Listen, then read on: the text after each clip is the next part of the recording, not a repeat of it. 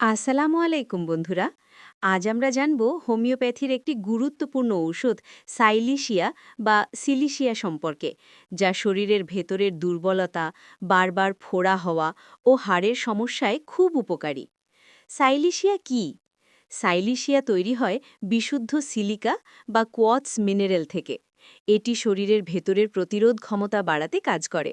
যে সকল রোগে সাইলিশিয়া কাজে আসে, বারবার ফোড়া বা পুঁজ জমা, পুরনো ক্ষত শুকাতে দেরি হওয়া, খুব দুর্বল শরীর, হাড়ের সমস্যা ও ব্যথা, নখ ভেঙে যাওয়া, চুল পড়া ও রুক্ষ চুল, অতিরিক্ত ঘাম, বিশেষ করে মাথায়, যাদের জন্য সাইলিশিয়া ভালো, খুব লাজুক ও দুর্বল মানুষ, ঠান্ডা সহজে লাগে, সামান্য কাজেই ক্লান্ত, ক্ষত হলে শুকাতে অনেক সময় লাগে।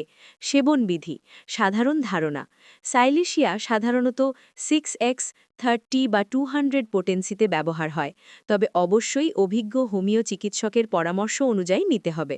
সতর্কতা: নিজে নিজে নিয়মিত সেবন করা ঠিক না। গর্ভবতী ও শিশুদের ক্ষেত্রে অবশ্যই ডাক্তারের পরামর্শ জরুরি।